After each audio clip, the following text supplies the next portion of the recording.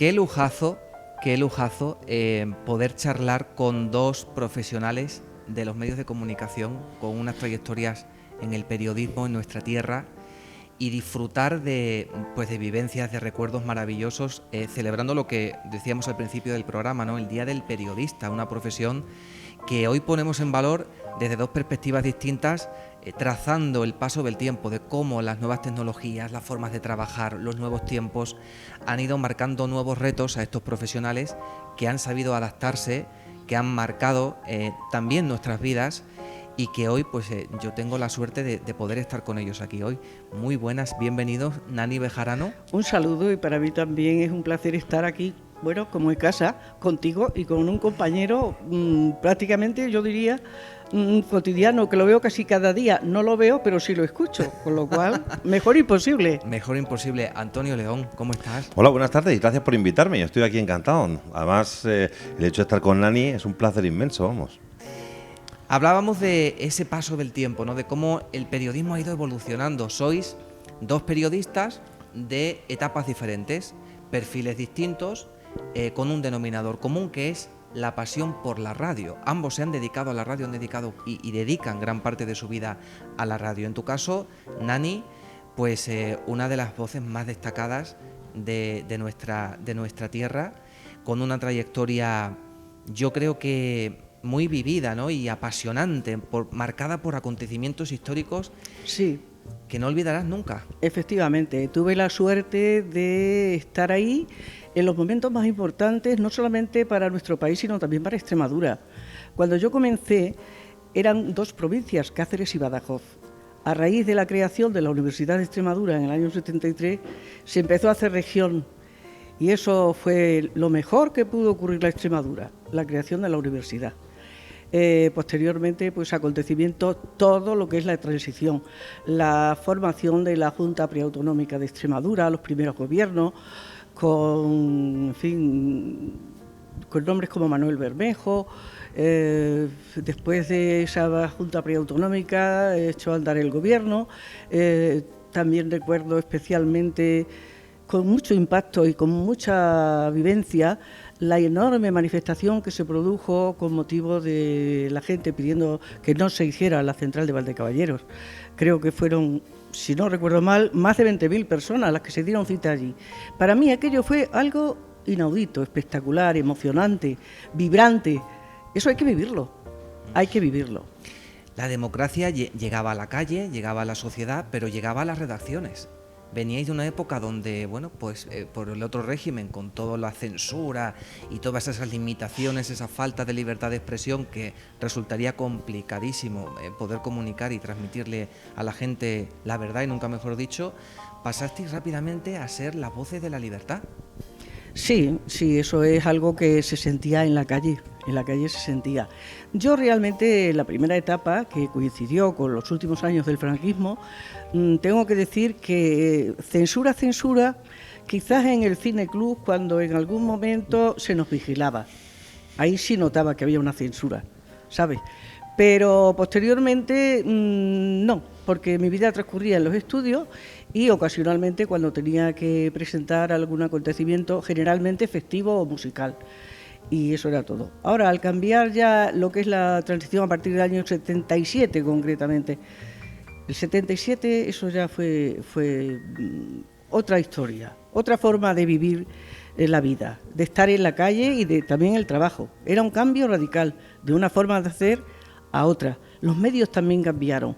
Al principio, mis primeros 7 años, los medios eran un poco rudimentarios, quiero decirte. Los magnetofones eran los que eran, para grabar cuñas publicitarias había que esperar a que se cerrara la emisión y grabar después, las cuñas había que montarlas, era un trabajo ímprobo. Y a partir de entonces, mi paso coincide en ese momento a Radio Nacional, porque estaba antes La Voz de Extremadura.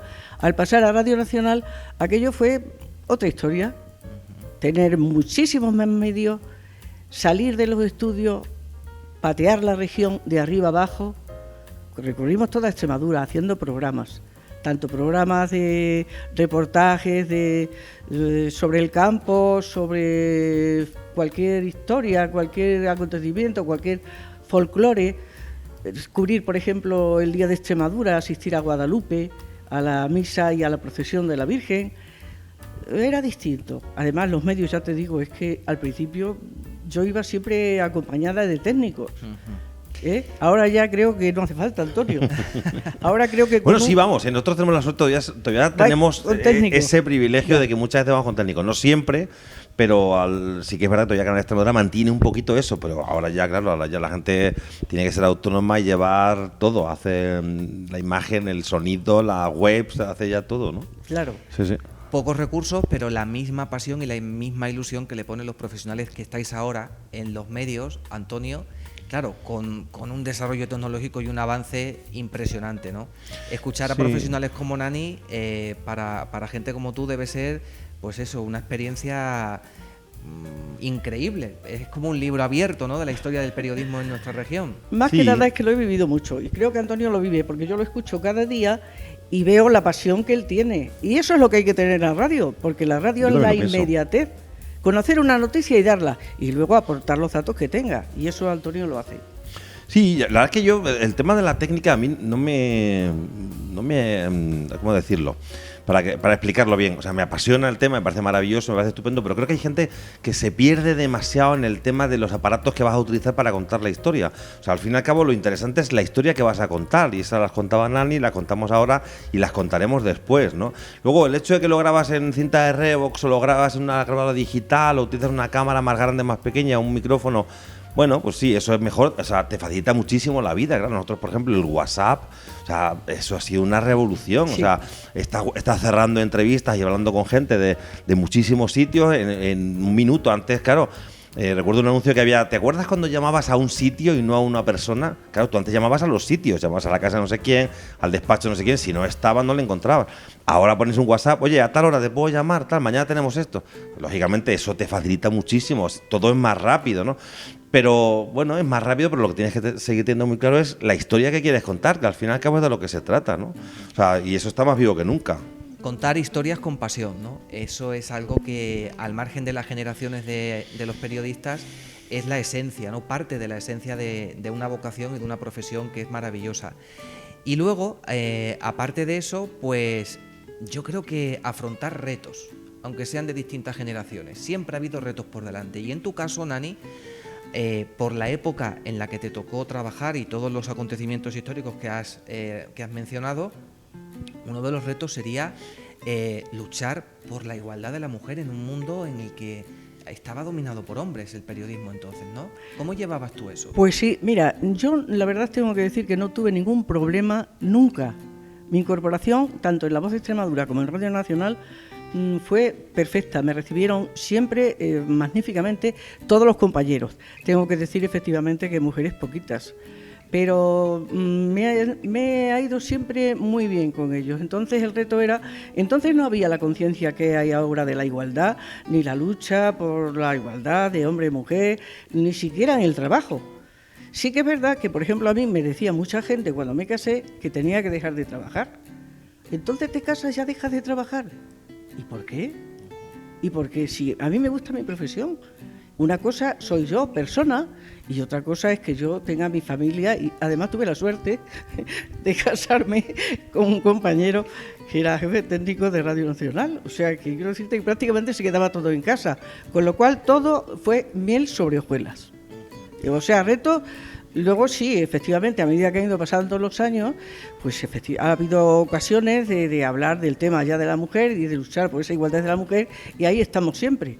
Ese es un tema que hay que lucharlo cada día, porque eso está ahí y no se ha superado todavía. O sea, hay un camino que recorrer y ahí hay que estar siempre.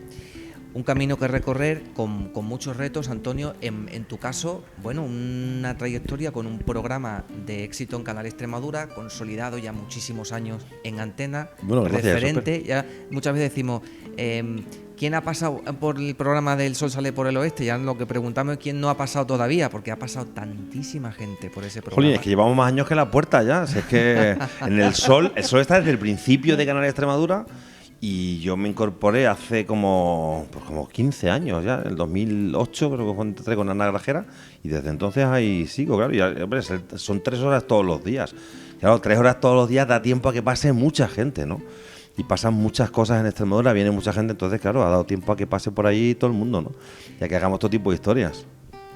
Hablando de retos, tus retos cambiaban a medida que ibas viendo que el programa evolucionaba, que te mantenías en el programa, que afrontabais cada vez más tipos de realidades y que venían acontecimientos nuevos, ¿no? Habéis estado ahí al pie de la noticia, en directos, en acontecimientos claves en nuestra tierra. Claro, sí, es que eso es la radio, ¿no? La radio para mí es el medio más ágil, es el más directo, es el más personal, es el más profundo.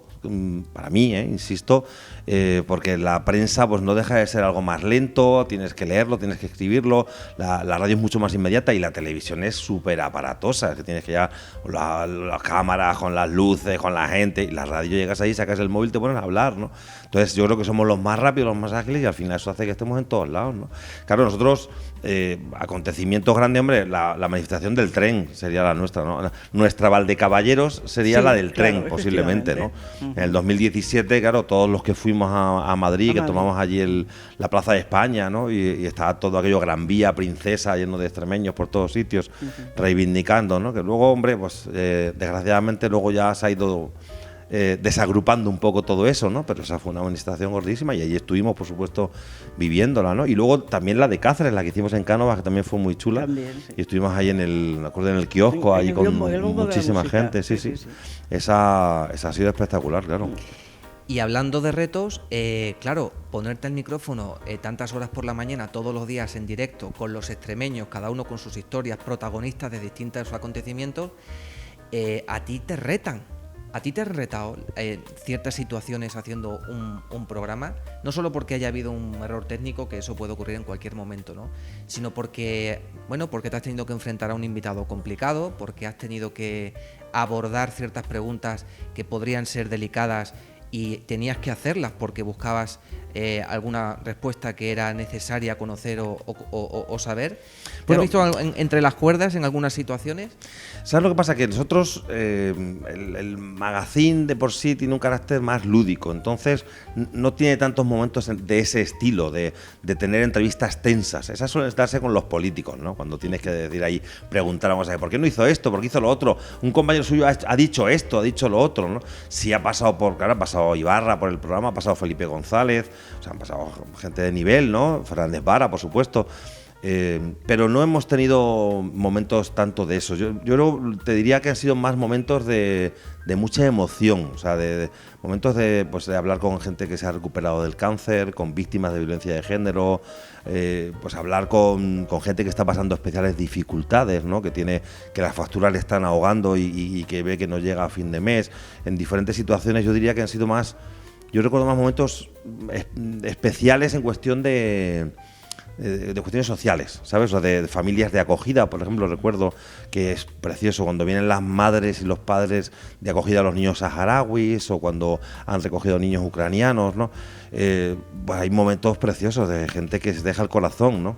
Sí, es muy emotivo. Tú tienes claro que cuando te pones delante del micrófono hay un sentido. Tienes clarísimo que estás ahí para hacer algo, para hacer un periodismo social.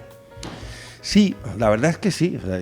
Yo tengo claro que estamos para darle voz a gente que quiere hacerse oír, ¿no? Pero no solo ya en el sentido de reivindicación o de pasar problemas, sino, por ejemplo, a nosotros pues hay mucha gente que se quiere abrir camino en la música o en la literatura y escribe, y nosotros les abrimos los micrófonos, ¿no? Creo que también es parte de nuestro sentido el estar así, ¿no? El darles a conocer. Hombre, a ver, no puedes, a todo el mundo no puedes, pues no te da, ¿no? Pero a la gente que más o menos puede, sí, y desde luego en lo social nos encanta, ¿no? O sea, el dar voz a gente que tiene especiales dificultades o que necesita una ayuda especial, ¿no? Trabajar con la inmigración, con gente que viene y que quiere quedarse a trabajar y que encuentra dificultades o que no las encuentra y está feliz, ¿no? Pues eso es genial, vamos a escucharles.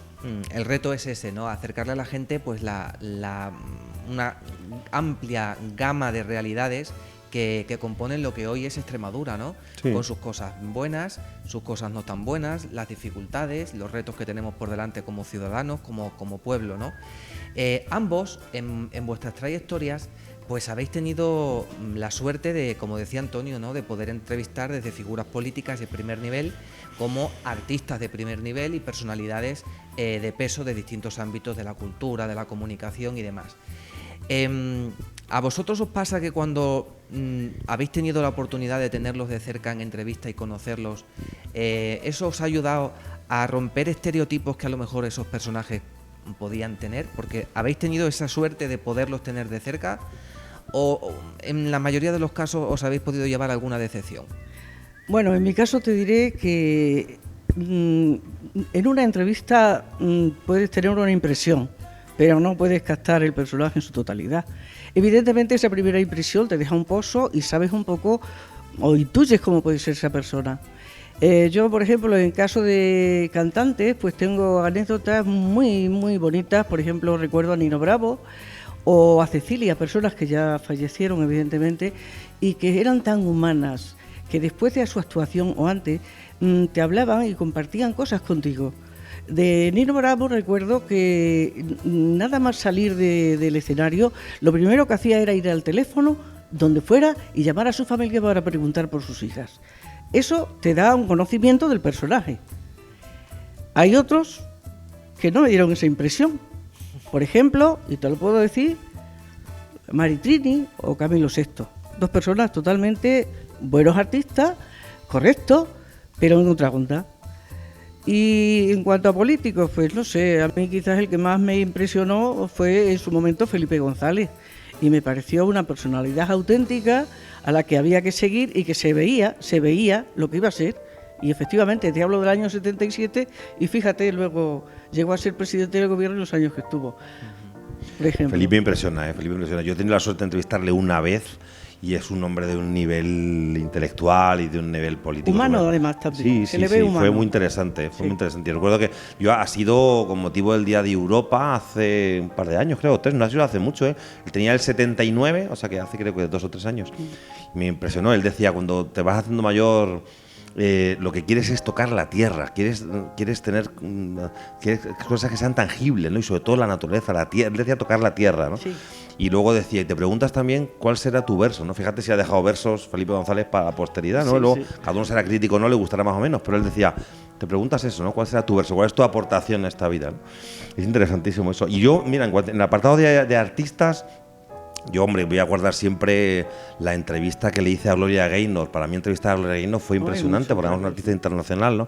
Que vino al Stone, tuvimos ocasión de estar con ella y fue maravilloso porque conectamos. Eso también lo notas como en la vida diaria, ¿no? En sus códigos, tú hay veces que estás con la gente y notas que no le estoy entrando, no soy capaz, ¿no? Es como, estamos aquí en el juego y sí, más o menos nos estamos preguntando, respondiendo tal, pero no estamos conectando, ¿no? Y entonces hay veces que de repente, llega como el gancho y notas la electricidad y ese momento es precioso en las entrevistas. Eso, y a mí eso me pasó con Gloria Gaynor, ¿no? Sí. Y fue espectacular, y además ella, pues eso, hablaba de un libro que había escrito, esa audita, y le dije, ¿nos puedes decir en castellano algo de lo que hayas aprendido y tal, ¿no? Y dijo lo importante que eran los pequeños momentos y tal, ¿no? Y nos dijo unas cuantas cosillas y ese momento fue muy bonito. Pero eso también se consigue porque vosotros, en vuestro caso, ¿no? Como mucha gente que le apasiona la comunicación, tiene ese dote de la empatía, que hay que desarrollarla. Cuando uno se pone a escuchar historias de los demás, historias humanas como hace Antonio, ¿no? Todas las mañanas en su programa, esas historias de superación, esas realidades, o cuando os ponéis a entrevistar a esos artistas o a esas personalidades, siempre hay una empatía, hay una dosis de empatía que yo creo que también forma parte de la profesión del periodismo. Yo creo que en principio cuando tienes un personaje por delante a entrevistar, siempre te produce pues una ilusión. Hay algunos que no te caen tan bien, a lo mejor, porque por obligación tienes que hacerlo y dices, bueno, pues me gustaría evitarlo si pudiera, no sé por qué, porque no se puede saber, ¿no? Pero en líneas generales procuras tener esa empatía que tú dices y saber algo acerca de ese personaje y tratar de entrar por ahí, a ver qué te cuenta, a ver qué le sacas y preparar sobre todo la entrevista si puedes. Hay veces que no te da tiempo. Te encuentras el personaje, como me pasó a mí, recuerdo, en la creación creo que fue en Trujillo, en la creación de la Real Academia de Extremadura. Sí, por un pasillo creo que me encontré con la hermana del rey, la hermana Pilar, que se murió. Y entonces, por un pasillo, no sé por qué, nos encontramos frente a frente. Ella se quedó sorprendida y yo también, pero yo llevaba el micrófono y traté de preguntarle. Y ella me dijo un sí lacónico, y la verdad es que entonces la familia real en aquella época, ahora en fin, menos, pero se concedían pocas entrevistas o ninguna, ¿no? Y aquello fue sorprendente. Sí. Por ejemplo. A mí me pasa una cosa parecida a esa con Carlos Sainz en Trujillo, su manager Juanjo Lacalle de Trujillo, sí. era de Trujillo, no sé muy bien cómo está la cosa, no sigo muy de cerca eso, ahora ha tenido problemas con las vértebras en el París-Dakar. Pues vino a un funeral de un familiar de Juanjo Lacalle de Trujillo, entonces me dijeron, oye, que está ahí Carlos Sainz, vete a entrevistar esto, pues estoy hablando hace 20 años por lo menos, ¿no? Claro. Y no tenía ni idea de rallies, ni idea, sabía quién era Carlos Sainz y poco más. Y aquella entrevista fue lamentable. Yo me fui allá a grabarle y, oye, bueno, ¿y cómo está? ¿Y qué va? Y preguntas allí, más o menos puede. Además, claro, en esos momentos no tenías, que esa es otra cosa útil que tenemos ahora, que es el móvil, que enseguida te metes en Google a ver qué le ha pasado últimamente, qué está haciendo, pero en ese momento no lo tenías, ¿no? Claro, no era tan fácil documentarte sobre alguien. Claro. Entonces me acuerdo que llegué y se me quedó grabada esa por la vergüenza que pasé con él. Él fue súper amable, ¿eh? Súper amable. Y me miraba con cara de este chico está más perdido, que me sonreía y tal, ¿no? Pero fatal, ¿no? Sí, Hay que ver eso ocurre a veces, sí. Cuánta velocidad, cuánta inmediatez y la velocidad mental exige dedicarse a los medios. Hay que ser veloz, rápido, audaz. Claro, si pero hay un problema hay que solucionarlo enseguida, tienes que buscar rápidamente algo que se te ha caído, tienes que improvisar. Que también depende mucho, yo pienso que de cuál es tu trayectoria y cómo la vives, ¿no? Pero sobre todo, y pienso que Antonio lo hará cada día, lo primero que tiene que hacer es informarse de la actualidad y de lo que tienes alrededor, lo inmediato y lo que puede ser futuro. Y en ese sentido, pues tienes que estar un poco a verlas venir y estar. Y yo creo que sí, que estando en la lucha y el día a día, más o menos idea sí, tienes, hombre. No de todo, o no en profundidad, pero sí tienes noción de todo. Y sabes que por dónde van los tiros, claro. Yo lo que sí le diría a la gente que se quiera dedicar a esto, que se dedique o tal, yo creo que son tiempos de mucha naturalidad. O sea, quiero decir que no pasa nada por si en un momento dado, pues no sabes algo, es que tampoco puedes saberlo todo, ¿no? Y más, yo por ejemplo, en mi caso hacemos 3 horas diarias, pues claro, todos los días tratamos al menos 9 o 10 temas distintos, ¿no? O secciones o tal. Entonces, pues todos los días, insisto, durante 5 días a la semana. Pues fíjate la gente de temas que tratamos, de gente con la que hablamos, hombre, pues tú tratas de ponerte un poco, pero no sabes. Pues yo veo eso sí con naturalidad. Hay momentos que no sabes algo, pues lo preguntas y dices, pues disculpa si estoy metido en la pata o si te estoy preguntando una estupidez, pero es que no tengo ni idea de esto, ¿no? ¿A qué hora estás ya pisando la redacción por la mañana? A las 7:30, normalmente 7:30 estamos allí. Antes era a las 7, ahora más o menos 7:30. Estamos ahí preparando ya lo que pasa es que el programa realmente mucha gente dice, pero ¿y si empiezas a las 10, para qué te vas tan temprano? Realmente tampoco preparas el del día, o sea, vas preparando la semana entera y la semana siguiente, es todo muy permanente, ¿no? Entrevistas para dentro de 2 semanas, cosas para dentro de un mes, por supuesto las del día, o sea, esto es muy permanente todo, ¿no? Pues hemos hablado de la función social del periodismo con 2 periodistas que han tratado historias de seres humanos y han hecho una labor impresionante. Quiero recalcar también la imagen y el papel en la radio de la tierra, de esa figura de la radio con la que tuviste la suerte de trabajar. Creo que te refieres a Cayetano Polo Polito. Marcado por su solidaridad sí, y porque sí, fue como una escuela que él mismamente creó con todos los que había a su alrededor. Se le recuerda con mucho cariño, ¿no? Y mucho respeto en la profesión. Sí, en la profesión se le recuerda y fuera de la profesión también en Cáceres. Yo creo que todo el mundo sabe quién era Cayetano Polo Polito. Tuvo una época él que fue muy solitario, sobre todo en una riada que hubo en Valencia, creo recordar. Yo entonces era bastante más joven y no estaba en la radio, ni pensaba estar allí, ¿no? Pero luego, claro, cuando entré en La Voz de Extremadura, pues tuve la suerte de trabajar con él en un programa que se llamaba Radio Polluelo, Juanita Banana, y hacíamos un espacio pues muy divertido. El guión lo escribía él todos los días. Ese guión de 15-20 minutos lo escribía él, cada día. Y iba con las cuartillas, 10 minutos antes de empezar me daba las cuartillas para que las leyera. Y, por ejemplo, había que hacer efectos especiales, una rana o caballos o tal, y se llevaba a lo mejor o platos o cualquier objeto que sonara, ¿entiendes? y bueno, pues era muy, muy divertido. Él le hacía el guión y yo hacía generalmente pues unas veces hacía de su esposa, otra vez de una vecina gruñona, y en fin, aquello era muy, muy divertido. Entonces, bueno, pues era una forma de acercarle la cultura popular al pueblo. Sí, sí, de sí, esa era el día a cercanía día. con El esa día a escuela, día, sí.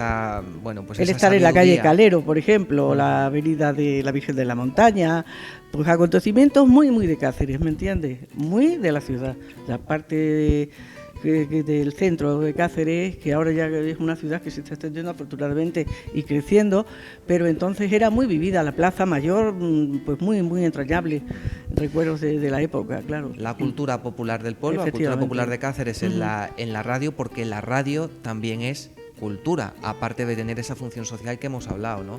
Y en ese caso, Antonio, pues hay que darle la enhorabuena porque, bueno, ha recibido junto con sus compañeros el premio por un documental magnífico, Tránsitus, el alma de Extremadura, que hemos escuchado yo ya varias veces.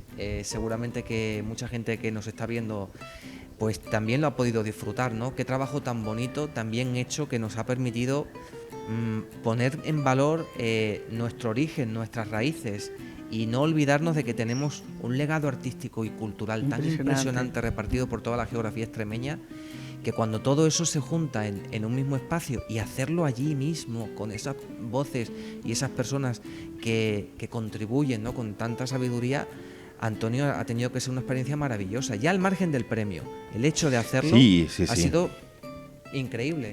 Sí, la verdad es que solo el hacerlo fue un goce tremendo, ¿no? Y bueno, pues eso, tuvimos la idea de contar cómo había sido el momento posiblemente de la fundación de la Extremadura moderna, ¿no?, a través de las edades del hombre, que justo hablaba de ese momento en el que los extremeños fueron a América, volvieron, ¿no?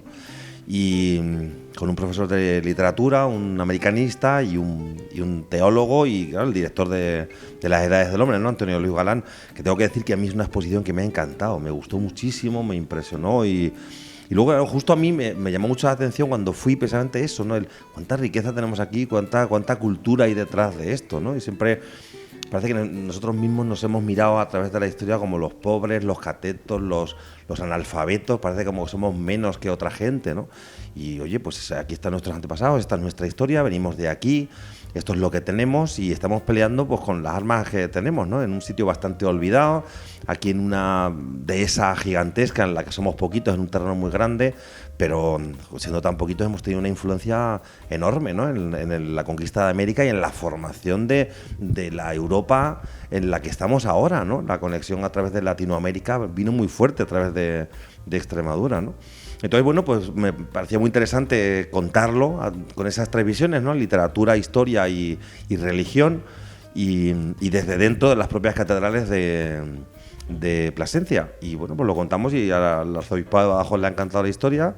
Y genial, porque nos van a mandar a Tierra Santa, a Israel y a Jordania, que es un ¡Qué sitio... suerte, qué suerte! Sí, yo Jordania ya lo conozco, pero tengo muchas ganas de volver, claro. Y Israel nunca ha estado, así que pues, estoy muy contento. Lo mejor de todo, Antonio, es que además ese reportaje va a quedar siempre grabado y en el recuerdo. Cualquier persona que quiera volver a verlo, a escucharlo, recuperarlo, lo puede hacer y aprender de él. Si no lo ha escuchado, todavía tiene oportunidad de recuperarlo y no perder la oportunidad de conocer ese arte que dice que efectivamente luego, tenemos cuando se concedió el premio, se multiplicó en la web una barbaridad. Yo creo que se había escuchado como, no sé si me dijeron, como 30 veces solo, y con el premio llegó hasta 600 y tal, ¿no? Pues se multiplicó ahí. Bueno, pues bien, lo que yo sentía que el premio ya iba a hacer, o sea, la gente que lo escuchara ya no podía ir a ver la exposición, que es de lo que se trataba al final, ¿no? Es decir, venid a ver esto que es maravilloso, ¿no? Bueno, que da la opción de ir a visitar las distintas piezas repartidas por Extremadura. Eso sí, y hacer también Extremadura. Es un camino ese, porque fíjate, están muy dispersas. Un buen camino, un reto. Sí. Pues es que me lo pones muy fácil, Antonio, es que no hay mejor manera de concluir este encuentro que hemos tenido con vosotros dos para llegar a decir que los grandes profesionales que tenemos en la tierra, gente entregada, que hace su trabajo con pasión en prensa, en radio, en televisión, dentro de Extremadura, los que están fuera por el resto del país que nos traen las noticias, los que están en internacional haciendo también una labor impresionante, jugándose muchas veces la vida. El periodismo es así de versátil y tiene tantos campos.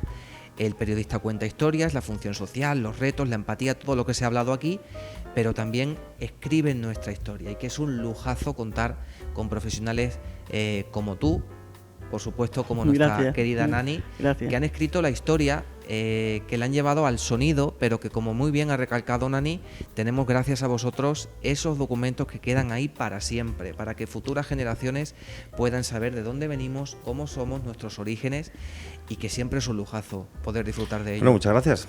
Ahora estamos así, contamos lo de Nepal, que estuvimos también en Nepal con el cacereño, y tenemos que hacer un documental también sobre eso. Sí, muy interesante, por cierto. Muy está interesante. Extremadura en un punto ahora espectacular, y Cáceres ni te cuento, vamos, con la cantidad de inversiones que están flotando por ahí. Los de Extremadura ahora. Grandes retos del periodismo en la región. Grandes retos, sí, sí. A ver qué sale. Ojalá todo se cumpla.